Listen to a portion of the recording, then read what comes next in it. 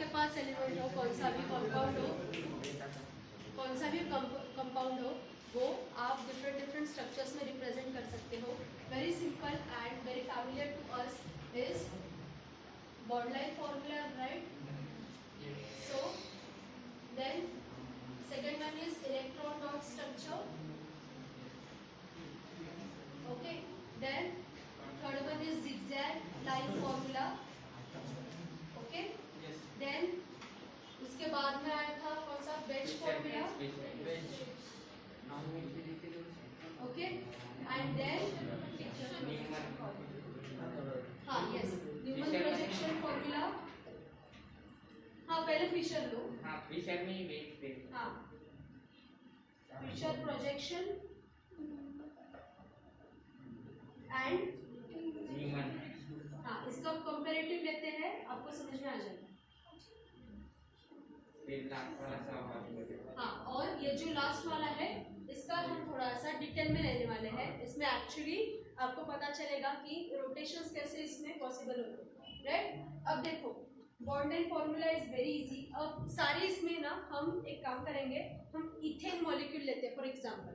Okay, कौन सा ethane, और इथेन के बारे में सारे फॉर्मूला हम लेंगे. ओके चलो, सो वन बाय वन सिर्फ टाइटल लिख लो, इथेन के structure of ethane. Okay, and one by one bond line से शुरू करो. सर ये जितने आपको आते हैं उतने पहले लिख लो.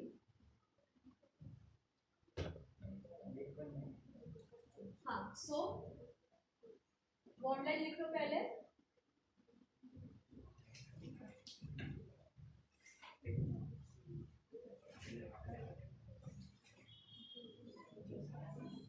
बस हाइड्रोजन लिख लो.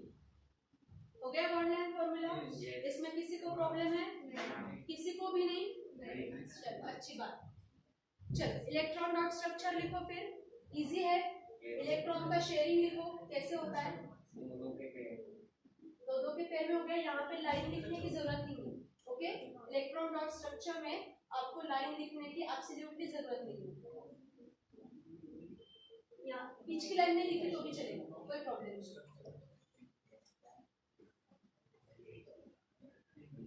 ओके, हाइड्रोजन लिख लो.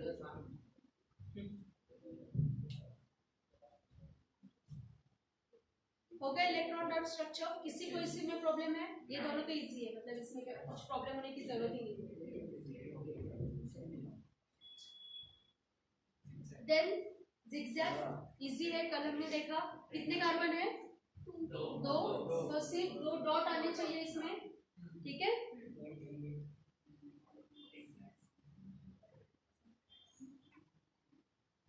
हो गया.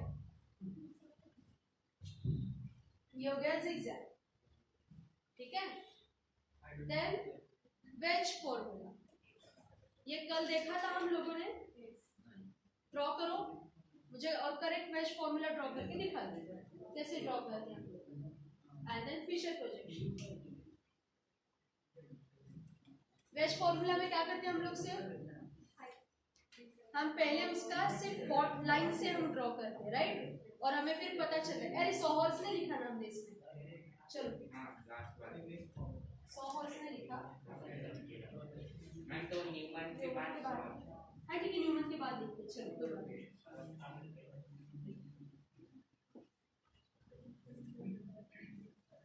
एंड देन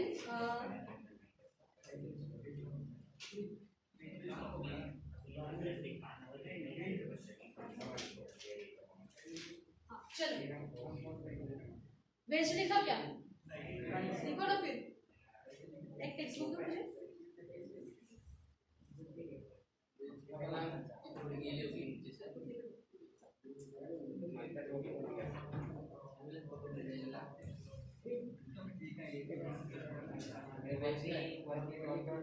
देखो वेज का आपके बुक में इसका है, मीथेन का है ना. एग्जैक्टली उसको साइड में रिपीट करो इसके लिए, इथेन के लिए. ओके, सो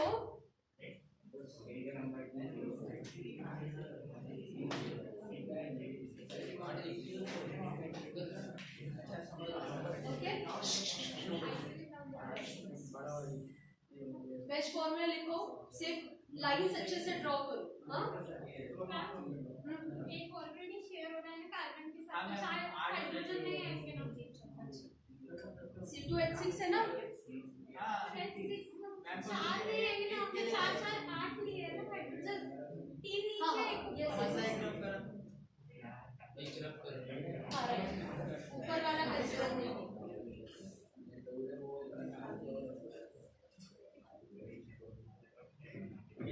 सो इसमें से जो पहले वाला है, पहले वाला उसके लिए सॉलिड लाइन ड्रॉ करो।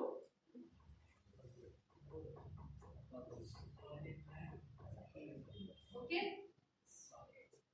एंड दूसरा जो है उसके लिए डॉट। ओके, पर डॉट भी हो कैसे होना चाहिए?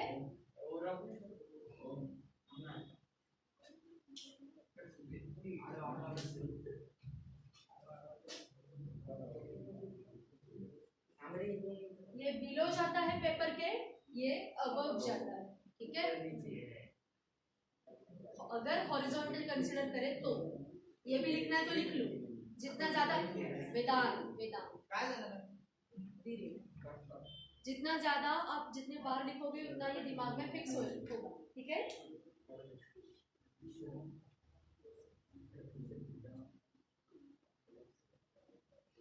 देन फिशर प्रोजेक्शन लिखो। फिशर प्रोजेक्शन कब आपका करेक्ट आएगा? जब आपका बॉन्ड लाइन फॉर्मूला करेक्ट हो। ओके, बस क्या करना है इसमें, इजी है।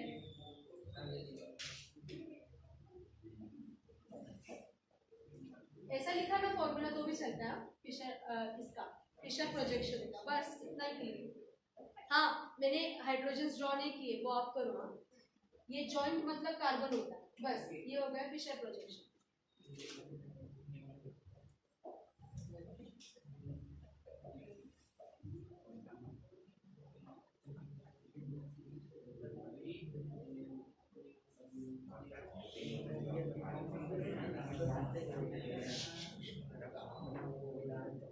बस न्यूमन प्रोजेक्शन पता है, लिखो बस।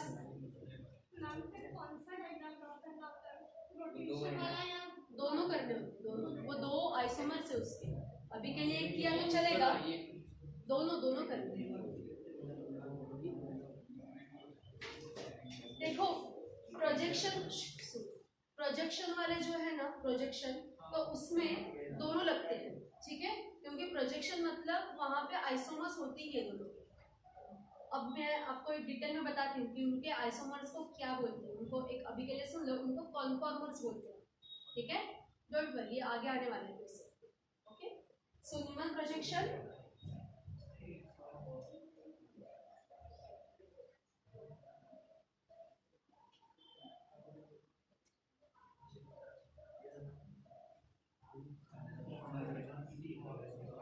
अब यहाँ पे आपको आपने क्वेश्चन नहीं किया मुझे कि यहाँ पे ये पीछे वाला कार्बन हो, आगे वाला कार्बन हो गया, इसके पीछे कार्बन है, पर what about more than 2 carbons, उनका क्या करें? और एक सर्कल ड्रॉ करना होता है क्या? हाँ करते हैं, हाँ समटाइम्स वो भी करते हैं, पर अपने जो मीथेन का तो नहीं हो सकता, इथेन प्रोपेन ब्यूटेन है ना, उनके लिए सर्कल ड्रॉ करने की जरूरत नहीं। फॉर एग्जांपल आपको सिर्फ प्रोपेन ड्रॉ करना है न्यूमन प्रोजेक्शन से, तो कैसे करते हैं देखो। ओके, यही है। और इसके लिए सिर्फ क्या करते हैं, यहाँ पे हमने कैसे लिखा,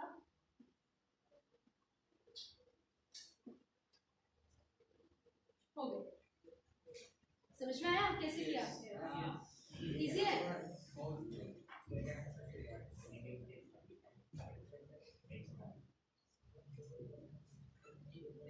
चाहिए तो मैंने रख किया, पर सिर्फ एक याद आया होगा, सिर्फ CH2 ड्रॉ करना है ऊपर।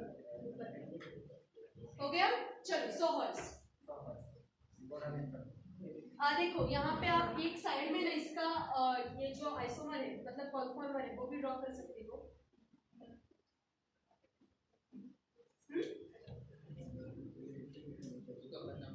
और सोहर्स में इजी है, देखो एकदम इजी, आपको बिल्कुल उसको डरने की जरूरत नहीं। सोहर्स देखो एक साइड पे मैं कैसे ड्रॉ करी वो देखो, एक साइड पे आपको ऐसे करना है, ठीक है, उल्टा वाई करना है और सिर्फ उसके सेंटर्स को ज्वाइन करना है। ओके, और दूसरा जो इसका कन्फॉर्मर होगा, या आपको आइसोमर पता है, आइसोमर होगा, वहां पे आपको सिर्फ क्या करना पड़ेगा, इसको एक जो है ना वो वैसे ही ड्रॉ करो, एक जो है ना उसको वैसे ही ड्रॉ करो, पर ये जो है ना इसको सीधा करो, मतलब वाई निकालो से, ठीक है।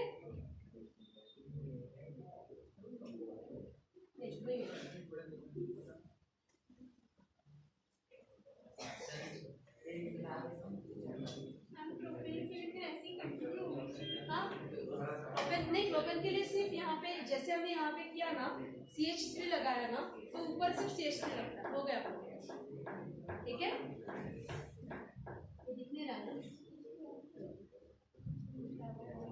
हो गया।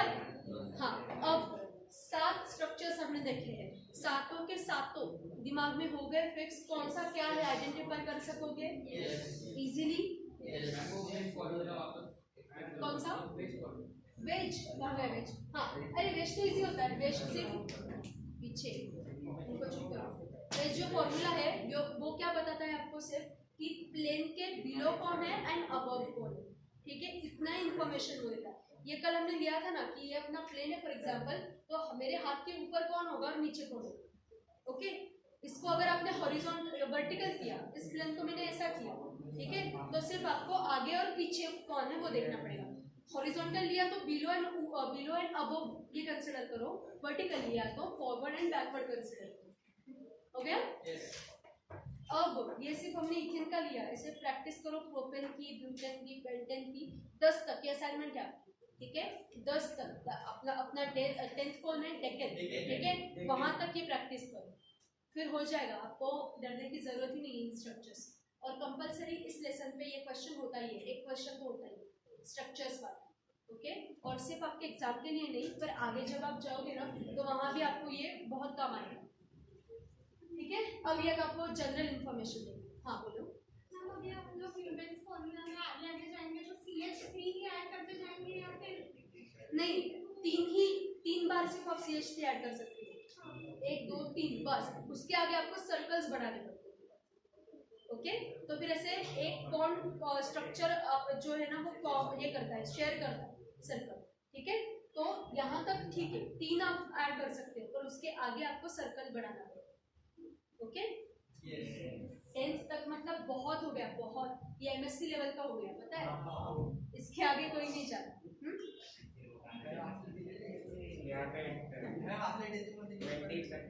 नहीं, पर उन्होंने सिर्फ दिया है ना, सीरीज दी है, स्ट्रक्चर्स थोड़ी दिए, आपको स्ट्रक्चर्स ड्रॉ करने हैं।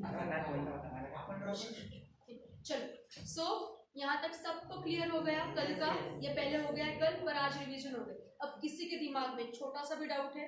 नहीं, चलो अच्छी बात। सो अब यहाँ पे एक थोड़ी इंफॉर्मेशन आपको बोलती हूँ, जब ये 2 एंगल्स होते हैं, यहाँ पे हाइड्रोजन है या यहाँ पे हाइड्रोजन है, शुभम बस, यहाँ पे हाइड्रोजन है, यहाँ पे हाइड्रोजन है, राइट, यहाँ पे भी वैसे ही है, क्या प्रॉब्लम है, क्या प्रॉब्लम है? हाँ, तो फिर देखते वक्त बोलने की क्या जरूरत है। सो इसमें जो एंगल फॉर्म होता है, इन दोनों में एंगल फॉर्म हुआ ना, ये वाला, ठीक है, इन दोनों में हुआ, इन दोनों में भी हुआ, तो इसको बोलते हैं डायहेड्रल एंगल। क्या बोलते हैं? डायहेड्रल एंगल, ठीक है।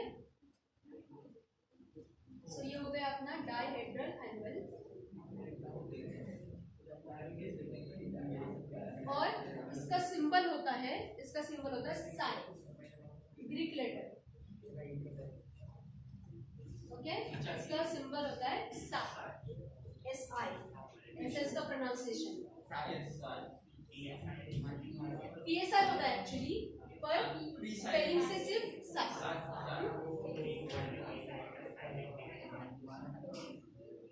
ओके, हो गया। फिर ये दोनों है ना, इनके अगर आप देखोगे तो उसके सिर्फ स्ट्रक्चर अलग है, ओके, बाकी मॉलिक्यूलर फॉर्मूला सेम है। So they are actually isomers, but since they are showing structural differentiation, they are known as conformers,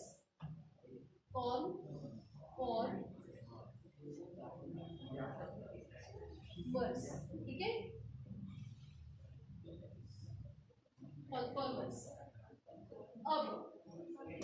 यहाँ पे आपको ये दोनों में, न्यूमन में और सॉहर्स में आपको ये दो स्ट्रक्चर्स दिखाई दे रहे हैं। एक थोड़ा सा ऐसा कॉम्पैक्ट है और जो दूसरा है ये कैसा है, ये वाइड है थोड़ा सा। जो कॉम्पैक्ट है ना, हमेशा कॉम्पैक्ट उसको बोलते हैं इक्लिप्स्ड टाइप ऑफ स्ट्रक्चर, ठीक है। इन दोनों को आप बोलोगे they are eclipsed, okay. And ये जो दो है ना, इनको आप बोलोगे स्टैगर्ड, ठीक है।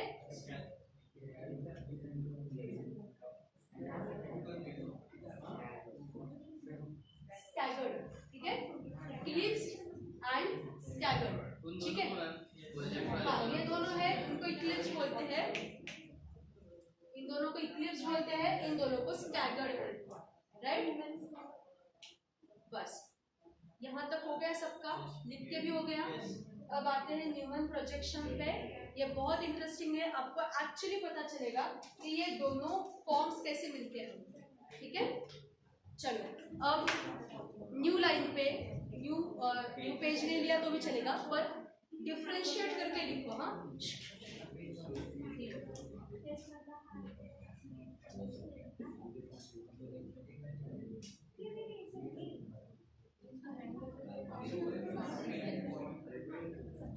ओके। अब यहाँ पे आपको नियर अबाउट 7 फॉर्म दिखेंगे, ठीक है। रेजोनेंस वगैरह कैसा होता है ना, वैसे आपको इसके 7 फॉर्म दिखाई देंगे, ठीक है। कैसे बोलेंगे? कुछ नहीं, conformational rotation of Newman projection formula नीचे लिखो, इथेन का लेने वाले।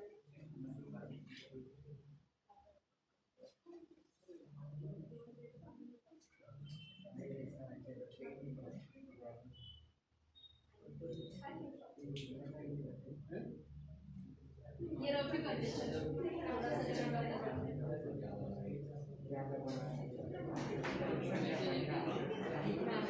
आपको 7 स्ट्रक्चर एक ही लाइन में ड्रॉ करना है।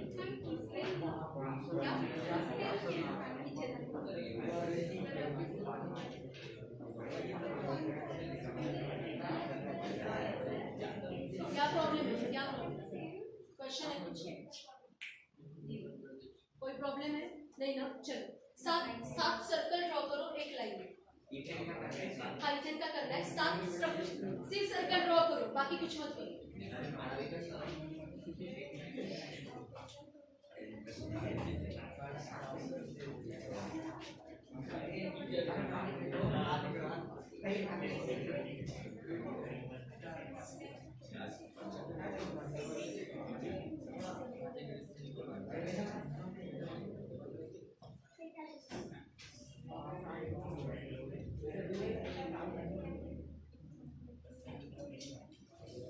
ओके, 7 स्ट्रक्चर ड्रॉ करो। हाँ, सिमिलर ही करो, थोड़ा बहुत यहाँ वहाँ हो गया चलेगा। छोटे छोटे ड्रॉ करो, कोई प्रॉब्लम नहीं, पर एक ही लाइन में।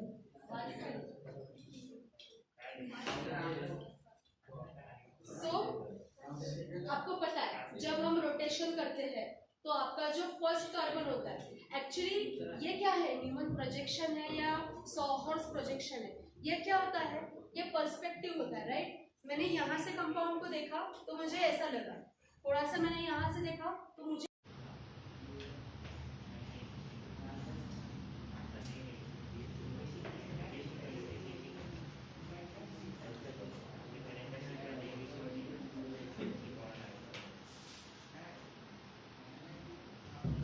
हो गया क्या ये सब?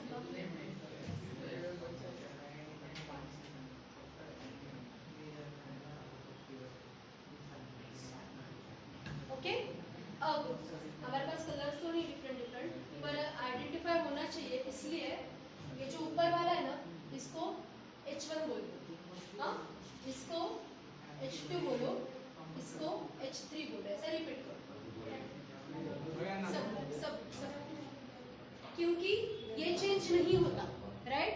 ये बिल्कुल भी चेंज नहीं होता, पीछे वाले चेंज होते हैं, ठीक है।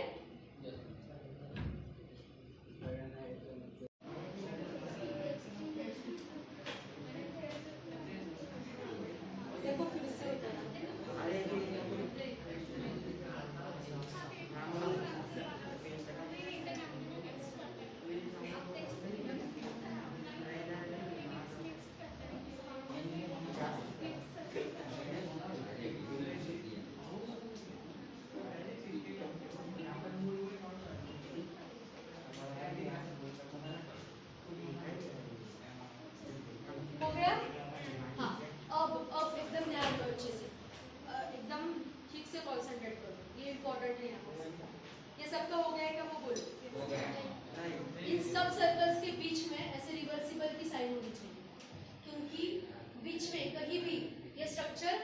कन्वर्ट हो सकता है, ठीक है।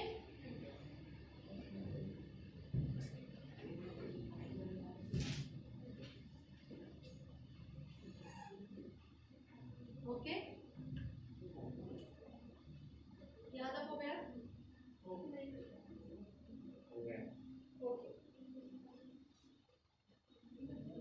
सो यहाँ पे अगर जगह है तो इसको बोलो conformer.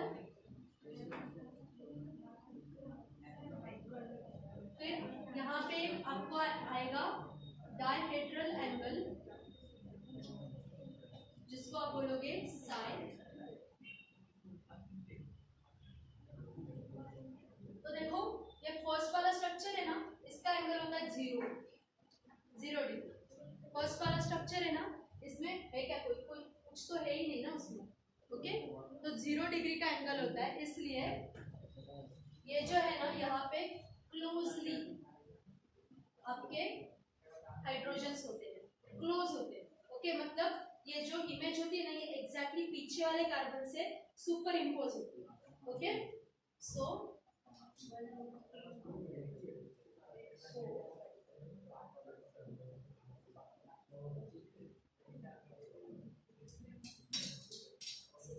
Okay, first structure draw करो, फर्स्ट प्रोजेक्शन ड्रॉ करो। शुभम कुछ करना है कि नहीं करना है ना? उनको जाके बताओ, ऐसा नहीं है, मेरे सामने करो।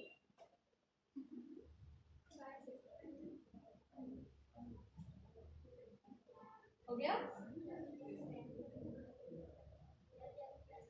सो 0 डिग्री एंगल होता है, और इसको, इस स्ट्रक्चर को बोलते हैं फुल्ली इक्लिप्स, ठीक है। ये होता है fully Eclipse, complete Eclipse structure होता है, ओके। देन आता है ये सेकंड वाला, इसमें आप देखो रोटेशन करना है इसे, हाइड्रोजन है, ठीक है, वो है ना, वो सिर्फ इस तरह से रोटेशन होगा, इस डायरेक्शन से इस डायरेक्शन से, ओके। तो फिर हाइड्रोजन आएगा H4 यहाँ पे, ओके, H5 आएगा यहाँ पे, एंड ये जो H6 है वो आएगा ऊपर यहाँ। इजी है, समझ में आया क्या किया सबको, ठीक है। और ये इसका डायहेड्रल एंगल होता है 60 डिग्री रोटेशन होता है इसका, ओके। इतना रोटेशन होगा, सिर्फ ये 60 डिग्री का रोटेशन, ओके।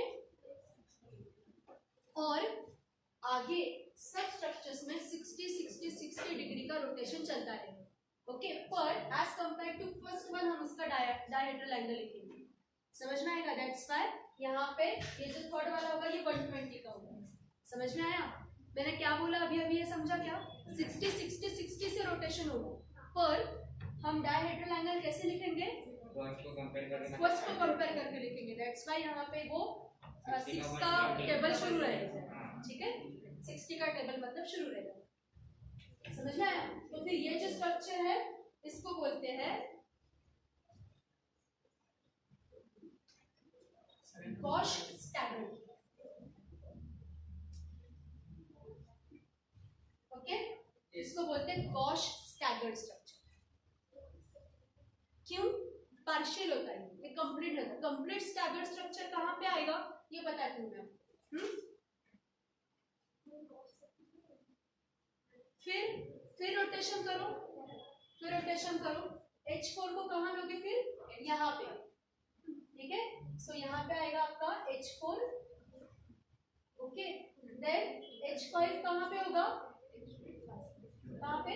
यहाँ पे, ठीक है। सो H5 एंड आपका जो H6 है वो कहाँ पे आएगा?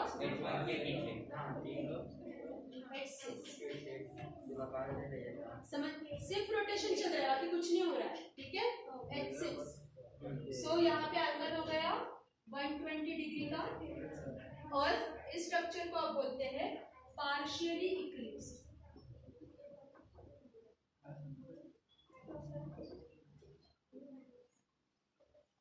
पार्शियली इक्लिप्स ये किसी भी इसमें नहीं सिखाते, हाँ, ये एक्चुअल रोटेशन कैसे होता है, ओके।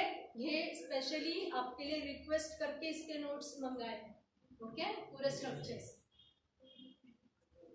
ओके।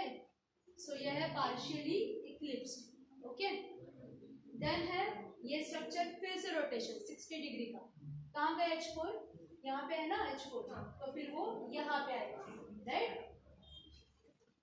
H4 कहाँ पे आएगा, यहाँ पे, ठीक है। देन H5 कहाँ है बेचारा, यहाँ पे, सो वो यहाँ पे आएगा H5, ओके।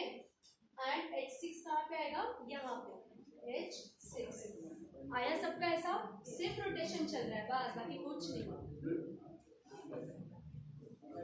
सो एंगल कितना हो गया, 180 डिग्रीज, ओके। और उसका स्ट्रक्चर का नेम, इसको बोलते हैं फुल्ली स्टैगर्ड। और हमारे यहाँ पे बुक में जो दो स्ट्रक्चर्स है ना, वो फर्स्ट ये है और दूसरा ये, fully clips and fully Stag. ये बीच वाले उन लोगों ने नहीं दिया, ठीक है, डायरेक्टली उन्होंने कंसीडर किया। सो एंगल कितना है, 0 वाला एंगल है एंड 180 वाला है। पर आप उल्टा भी कर सकते हो, हाँ, लास्ट में फुल्ली क्लिप स्ट्रक्चर वापस आता है तो आप 180 डिग्री एंड 360 डिग्री ऐसा भी कंसीडर कर सकते हो। समझ में आया? तो 3 स्ट्रक्चर हमारे लिए इंपॉर्टेंट होते हैं, एक 0 वाला, 180 वाला, 360 वाला, ओके। चलो आगे जाओ। सो कहाँ गया H4, यहाँ। चलो H4 फिर कहाँ पे आएगा, इस पोजीशन में आएगा, देन H5 कहाँ पे है, विंडो से H5 तो आएगा यहाँ पे, एंड H6 कहाँ है, ये तो वो आएगा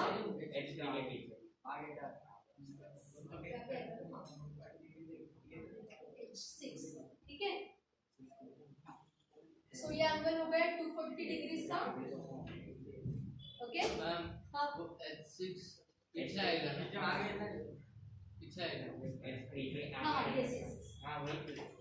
मतलब एक्चुअली ना ये ऐसा कुछ नहीं होता, वो ना सुपर इम्पोज करता है, हाँ, मतलब ऐसे दिखाई नहीं देता, वो पीछे आता है, ओके। सो पर ठीक है, आप एक यूनिफॉर्म ये मेंटेन करो।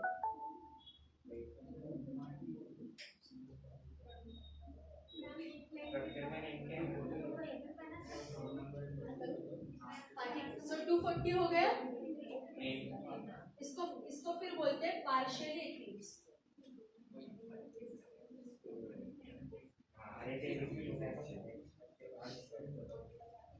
राइट साइड और लेफ्ट साइड सेम रहेगी, हाँ, यहाँ से ये सेंटर है, ओके, यहाँ से ये साइड और ये साइड सेम होगी, मतलब स्ट्रक्चर से रिपीट हो रहे हैं, सिर्फ उनके हाइड्रोजन, हाँ, सिर्फ पोजीशन चेंज हो रही है। देन कहाँ पे H4, यहाँ पे ना, तो H4 आ गया यहाँ पे, H5 का है, H5 वो आएगा यहाँ पे एंड H6 आ गया यहाँ पे। सो ये हो गया 300 डिग्रीज का रोटेशन, और इस स्ट्रक्चर को बोलते हैं gosh staggered.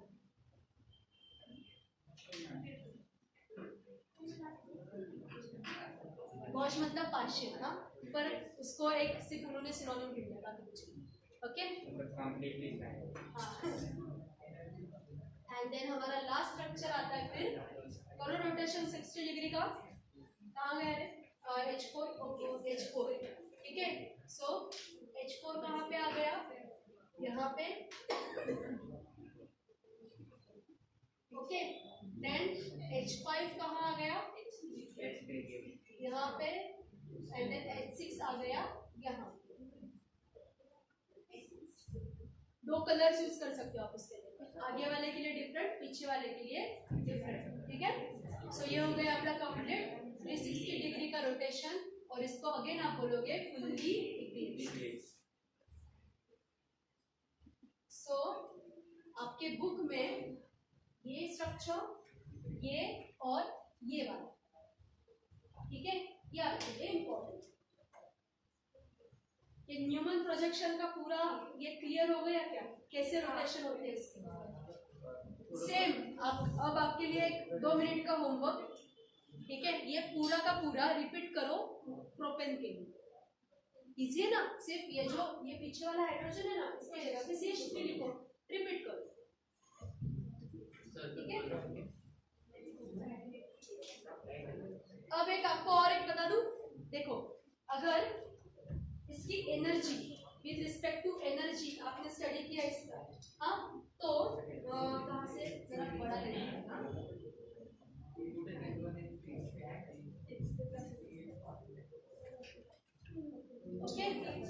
So with respect to energy,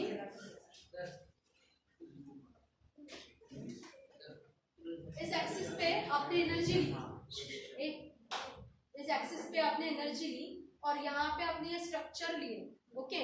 तो इसका ग्राफ जो है ना वो कैसे रहेगा, इसका ग्राफ अगर आपने देखा तो वो कैसे रहेगा, देखो फुल्ली इक्लिप्स ये टॉप पे होगा, ओके, फुल्ली इक्लिप्स टॉप पे, गॉश स्टैगर्ड जरा सा नीचे, पार्शियली इक्लिप्स्ड मतलब ये थोड़ा सा यहाँ पे, मतलब इसके टॉप पे नहीं पर थोड़ा सा बीच में, ओके।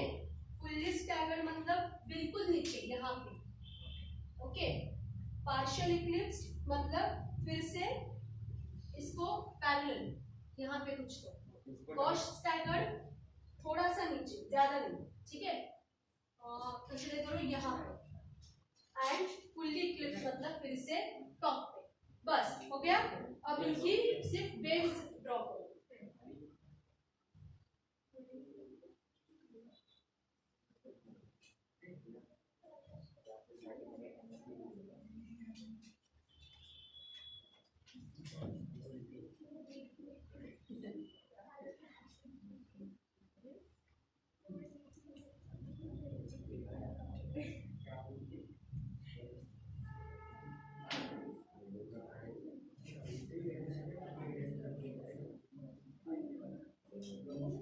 हो गया वेव डायग्राम, ठीक है।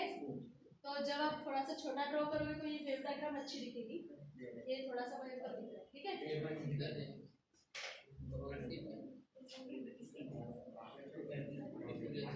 सो इसको जब आप परपेंडिकुलर इसका एक एक्सट्रापोलेट करते हो ना यहाँ पे ऐसे, तो यहाँ पे एक्चुअली आपको वैल्यूज मिलते हैं ग्राफ पे, ओके। तो आपको ये एनर्जी वैल्यूज मिलेंगे कि एक एक स्ट्रक्चर की एनर्जी कितनी है, समझ में आया। चलो सो नाउ 5 मिनट देती हूँ मैं आपको। ये सारे स्ट्रक्चर न्यूमन प्रोजेक्शन जो है ये हमने किसका लिया है, ये हमने इथेन का लिया है। Repeat this for propane. चलो करो अभी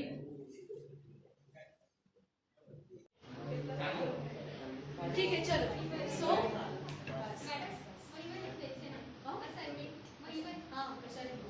okay, so we will start with classification of organic compounds. So यहाँ पे इसका एक शॉर्ट से नोट बनाएंगे हम लोग, जैसे हम थ्योरी का हमेशा बनाते हैं वैसे। Make a title classification of organic compounds. So सिर्फ दो ही क्राइटेरिया होते हैं क्लासिफिकेशन के लिए, one is carbon skeleton and second functional group, बस, ओके। सो कितने कार्बन एटम्स प्रेजेंट है, ओके, एंड कौन से फंक्शनल ग्रुप्स प्रेजेंट है, इसके ऊपर हम ऑर्गेनिक कंपाउंड्स का क्लासिफिकेशन करते हैं, ओके। सो अब यहाँ पे कार्बन स्केलेटन मतलब आपकी सीरीज आपको पता चलती है, मीथेन, इथेन, प्रोपेन, ब्यूटेन जो भी है, ओके। सो इस तरह से आप लोग इसको क्लासिफाई कर सकते हो अच्छे से, ठीक है ना।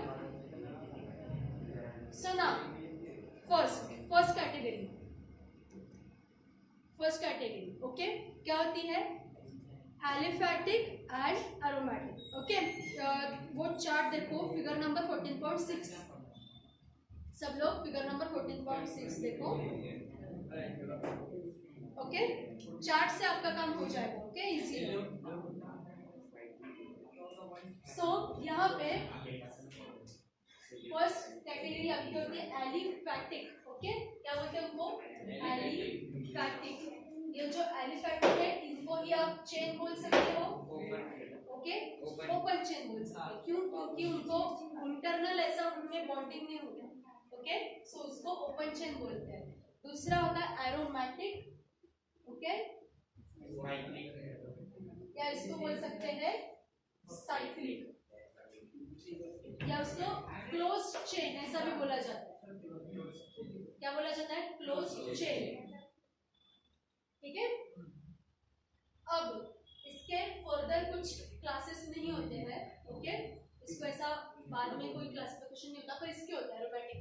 ओके, एरोमेटिक में अगर सेम साइकिल है, ओके, सेम आपका स्ट्रक्चर है, तो उसको बोलते हैं होमोसाइक्लिक। होमोसाइक्लिक। और अगर डिफरेंट डिफरेंट आपके ये है साइकिल्स है, तो उनको बोलते हैं हेटेरोसाइक्लिक।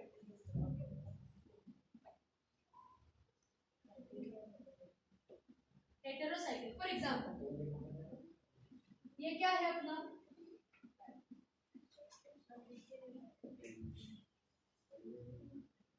ये एक ड्रग है जिसको बोलते हैं नैफ्थेलिन। सेम साइकिल है, ओके, तो ये हो गया होमोसाइक्लिक कंपाउंड। ओके, पर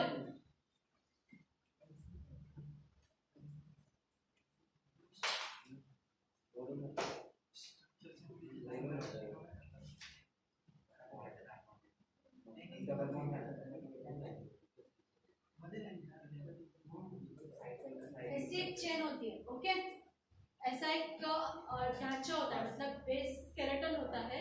आपका जो डीएनए होता है ना, डीएनए वाला जो पिरामिडिन बेस होता है, उसमें से पिरामिडिन बेस है, ओके, सो बॉन्डिंग होता है इसमें, ओके, तो ये होता है पिरामिडिन बेस। तो ये हेटेरोसाइक्लिक कंपाउंड हो गए, साइकिल डिफरेंट है ना दोनों की, ठीक है।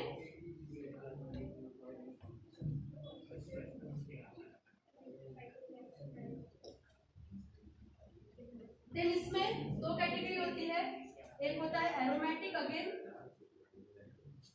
एंड एक होता है नॉन एरोमेटिक।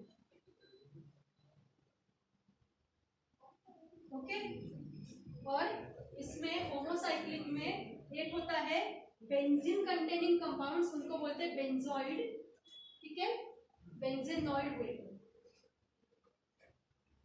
बेंजीनॉइड, और इसको बोलते हैं नॉन बेंजीनॉइड। बेंजीन रिंग ये खुद की एक अलग कैटेगरी होती है, राइट, क्योंकि बहुत सारे कंपाउंड्स जो साइक्लिक है उसमें बेंजीन ये पेरेंट कंपाउंड रहता है, ठीक है।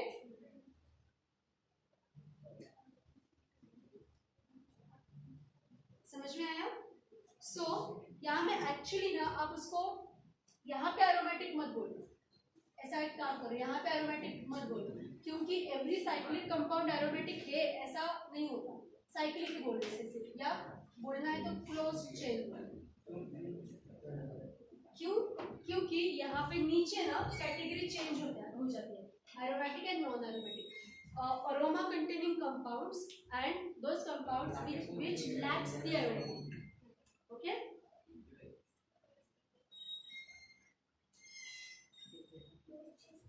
So इसमें हेटेरोसाइक्लिक में ना बाय डिफॉल्ट एक आपको फीचर दिखाई देगा। हाँ एक मिनट, हाँ एक मिनट से मैम, लेकिन यहाँ पे एरोमेटिक का एरिया है, होमोसाइक्लिक में उन्होंने एरोमेटिक को दिया है क्या? उन्होंने क्या किया, होमोसाइक्लिक में साइक्लिक और एरोमेटिक किया, ये एरोमेटिक में बेंजीन आएगा। हाँ ओके, क्योंकि क्या बात है ना, ये थोड़ा सा वहाँ पे एक रॉन्ग है, ओके, आप अगर ऑब्जर्व करोगे तो कंसिडर दैट कैटेगरी होमोसाइक्लिक, देखा आपने होमोसाइक्लिक, तो नीचे उन्होंने एलिसाइक्लिक बोला है, ओके, नीचे जो कैटेगरी है ना वो उन्होंने एलिसाइक्लिक बोली है और बाद में उसका उन्होंने एरोमेटिक बोला है, पर एक्चुअली ऐसा नहीं होता। इस लेवल के लिए ठीक है, रिवर्स नहीं, वहाँ पे एलिसाइक्लिक की कैटेगरी यहाँ पे नहीं आती। वो जो कंपाउंड्स होते हैं ना वो कैसे होते हैं, वो सिर्फ डबल बॉन्डेड कंपाउंड उसमें लैक होते हैं और सिर्फ आपको ऐसा ढांचा दिखाई देता है, पर इस अभी के लेवल के लिए ठीक है, ये फॉलो करो, ठीक है, अभी आगे मत जाओ, पर ये थोड़ा सा इसमें गड़बड़ है, ये बाद में आप लोगों को ध्यान में रखना है, ठीक है, ये फॉलो करो अभी, ठीक है। सो आपको हर एक वर्ड का यहाँ पे मतलब पता होना चाहिए, हर एक वर्ड का, ठीक है।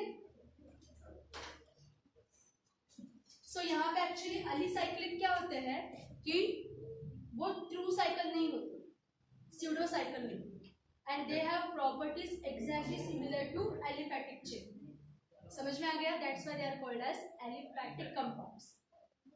बस बाकी हर एक वर्ड देखो, प्रॉब्लम है क्या किसी में? पूछना है क्या? एलिसाइक्लिक का एलिसाइक्लिक मतलब compounds which lacks the cyclic properties and they show properties similar to aliphatic chain.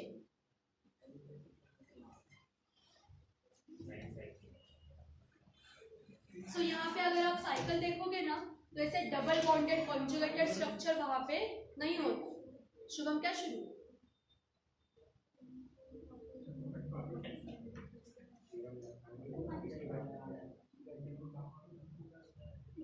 Okay then aromatic compounds बहुत स्टेबल होते हैं, बहुत स्टेबल, ठीक है, एकदम रिएक्शन वाला अच्छा बिहेवियर वो दिखाते हैं, ठीक है, एंड उनको एक अपना खुद का एक अरोमा होता है। ओके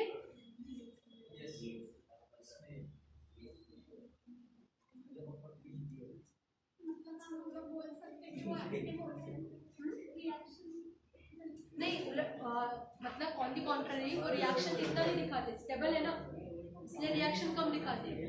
नो अगर अनस्टेबल है तो वो उनकी रिएक्शन ज्यादा रहेगी। नहीं एक्टिव और एक्टिव का कोई यहाँ पे ये मतलब नहीं है, सभी एक्टिव होते हैं, ऐसा कुछ नहीं है, पर रिएक्टिविटी की अपनी एक ऑर्डर होती है, कोई बहुत ज्यादा रिएक्टिव होता है, कोई बहुत ज्यादा कम रिएक्टिव होता है, ऐसा होता है, बाकी कुछ नहीं।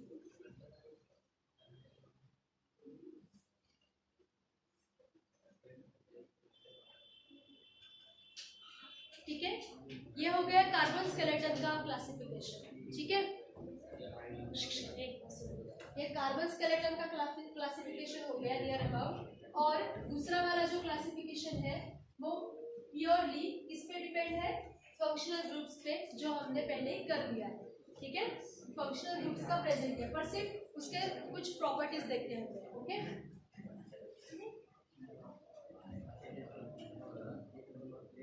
अब देखो, किसी भी कार्बन स्केलेटन को कंसिडर करो कि कोई फंक्शनल ग्रुप अटैच कौन सा है। For example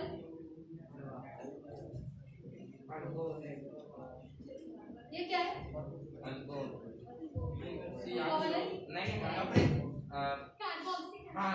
carboxylic acid. पर ये कार्बोक्सिलिक एसिड किसको अटैच्ड है यहाँ पे? हाइड्रोजन को। तो इसका नाम है फॉर्मिक एसिड। ओके, इसको बोलते हैं फॉर्मिक एसिड। अब यहाँ पे मैंने बस बोलो, अब यहाँ पे मैंने सिर्फ H की जगह पे CH3 डाल दिया, तो ये क्या हो गया? ये हो गया एसिटिक एसिड। ठीक है, जिसको बोलते हैं कॉमन लैंग्वेज में आप विनेगर। ओके सो तो carboxylic acid containing group is weak acid basically. Okay, वो क्या होता है? वो वीक होता है। ठीक है, सो इसमें वीक एसिड होता है, मतलब क्या कि वो एसिडिक कैरेक्टर कम दिखाता है। राइट, सो यहाँ पे क्या हो गया कि ये प्रोटॉन के साथ अटैच हो गया। आपको पता है ना कि सिंगल हाइड्रोजन को प्रोटॉन भी कहते हैं। राइट, सो ये प्रोटॉन को अटैच हो गया, इसका मतलब क्या हो गया कि उसका जो वीक नेचर है सिर्फ कार्बोक्सिलिक ग्रुप का, ये थोड़ा सा यहाँ पे एनहांस हो गया। ओके, ये सारे ऑर्गेनिक एसिड्स, ऑर्गेनिक ही बोलेंगे ना उसको, ऑर्गेनिक ग्रुप को अटैच्ड है, ये सारे जो है ये फिर ऑर्गेनिक ग्रुप है। अब कंसिडर करो कि फॉर एग्जांपल मैंने यहाँ पे अपनी चेन लिख दी पूरी, मीथेन, इथेन, प्रोपेन, ब्यूटेन वगैरह। ओके, और फॉर एग्जांपल मीथेन है, मीथेन को मैंने हैलोजन वाला ग्रुप अटैच कर दिया। फॉर एग्जांपल मीथेन को मैंने अल्कोहलिक ग्रुप अटैच किया। ओके, मीथेन को ही मैंने अमाइन अटैच कर दिया। ओके, तो हर एक कंपाउंड की प्रॉपर्टी थोड़ी सी सिमिलर होगी, थोड़ी सी डिफरेंट होगी। सिमिलर क्यों? क्योंकि वो सेम डेरिवेटिव है। ओके, पर स्टिल डिफरेंट क्यों? Because functional group is different. Okay, so ये जो फंक्शनल ग्रुप है ना, ये किसको अटैच होता है? कौन से कार्बन स्केलेटन को अटैच होता है? इस पे आपके कंपाउंड की प्रॉपर्टी डिसाइड होगी. ओके, इन सब की खुद की अपनी एक पोलैरिटी होती है. पोलैरिटी ढूंढा क्या मैंने बोला था, इस और किसी ने ढूंढा है पोलैरिटी? आपका मैंने किया है. सो इसकी अपनी एक पोलैरिटी होती है, अपना एक नेचर होता है, अपनी एक रिएक्टिविटी होती है, एंड इन सब पे डिसाइड होता है कि आपका कंपाउंड कैसा होगा, उसका नेचर कैसा होगा. ठीक है, अब थोड़ा सा पोलैरिटी के बारे में एक समझ लो, अगर किसी ने ढूंढा नहीं है तो इम्पोर्टेंट है, बेसिक कंसेप्ट है. ठीक है, देखो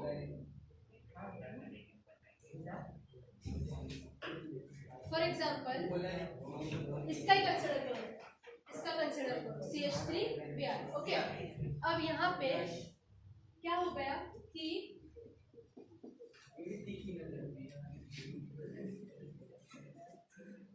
consider this carbon bromine bond. Okay, अब यहाँ पे क्या हो गया कि यहाँ पे इलेक्ट्रॉन डॉट स्ट्रक्चर अगर हम इसका ड्रॉ करेंगे तो यहाँ पे बॉन्ड पे 2 इलेक्ट्रॉन्स है, राइट. अब क्या होगा, यहाँ पे भी इलेक्ट्रॉन्स पर, और इन्होंने इक्वल शेयरिंग किया, राइट. पर क्या होता है कि ये जो कार्बन है, carbon is electropositive in nature. Electropositive मतलब क्या, इसकी एबिलिटी मतलब इसकी टेंडेंसी क्या है, इलेक्ट्रॉन को डोनेट करने की. ओके, एंड इसकी टेंडेंसी क्या है, इलेक्ट्रॉन को अपने पास खींचने की. ओके, और एक्चुअली वो इलेक्ट्रॉन को खींचता है अपने पास, एक्चुअल में खींचता है. सो पूरा जो इलेक्ट्रॉन क्लाउड है उसकी डायरेक्शन क्या होगी, ऐसी. ओके, सो इलेक्ट्रोनेगेटिविटी का जो पूरा क्लाउड है वो कहाँ पे जाएगा, ब्रोमीन के पास. तो इस पे डेल्टा निगेटिव चार्ज आएगा. डेल्टा क्यों बोलते हैं, पार्शियल दिखाने के लिए. ओके, और इस पे निगेटिव चार्ज आ गया तो इस पे पॉजिटिव चार्ज आएगा. ओके, एंड इस तरह से इस बॉन्ड का यहाँ पे सेपरेशन होता है. समझ में आया, बॉन्ड का इस तरह से सेपरेशन होता है. तो यहाँ पे 2 पोल्स फॉर्म होते हैं, नेगेटिव पोल, एक positive pole, and that's why it is called as ये अपना methyl bromide group is polar. Methyl bromide compound is polar, ऐसा होता है. पर ये पोलैरिटी इंड्यूस करने के लिए ना कोई एक्सटर्नल इन्फ्लुएंस चाहिए. मतलब फिर ये एक्सटर्नल इन्फ्लुएंस क्या हो सकता है, ओके, हाइड्रोलिसिस, नहीं तो इलेक्ट्रोमैग्नेटिक फील्ड. ठीक है, नहीं तो प्रेजेंस ऑफ कैटालिस्ट. ओके, ऐसे कुछ तो एक्सटर्नल फैक्टर चाहिए जहां से ये पोलैरिटी कंपाउंड में इंड्यूस हो. ओके, पहले से नहीं होता, ये पहले से नहीं होता. ओके, पोलैरिटी ये इंड्यूस होती है बाद में. समझ में आ गया, इसको बोलते हैं पोलैरिटी. इसको दिमाग में फिक्स करो, बार बार ये वर्ड आएगा कि this is polar, this is non polar. Non polar मतलब क्या, कि ऐसे नहीं हो सकता, बराबर शेयरिंग होता है इलेक्ट्रॉन्स का. ओके, कोई पॉजिटिव नहीं कोई नेगेटिव नहीं, इसको बोलेंगे नॉन पोलर. ओके, ये हो गया. 11th स्टैंडर्ड में यही आपका जॉब है कि ये जो नॉर्मल कंसेप्ट्स है ना, ये इंग्लिश कभी पढ़े हो. सो जब इंग्लिश लैंग्वेज होती है ना तो उसमें बोलने की ये होती है, एक स्टाइल होती है. ठीक है, सो 11th स्टैंडर्ड में आपको क्या करना है, 11th स्टैंडर्ड में क्या करना है आपको, सिर्फ ये जो बेसिक कंसेप्ट्स है ना ये दिमाग में एकदम फिक्स करने हैं. बाद में ऐसा आपको अगर सोचना पड़ेगा कि एलिफैटिक में क्या होता है यार, एलिफैटिक में ऐसा क्या होता है कि उसको एलिफैटिक बोलते हैं, तो आपके 11th स्टैंडर्ड का कोई इस्तेमाल नहीं. ओके, सो चलो फंक्शनल ग्रुप की एक रिवीजन लेते हैं, then we will stop. Okay, textbook 1.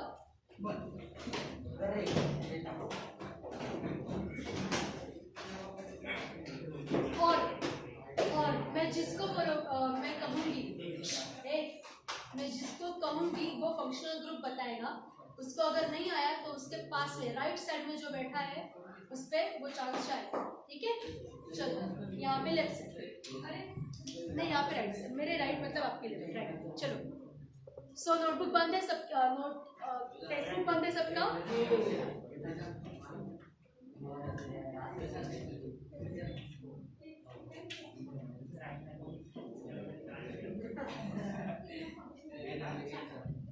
हाँ बता क्या ये क्या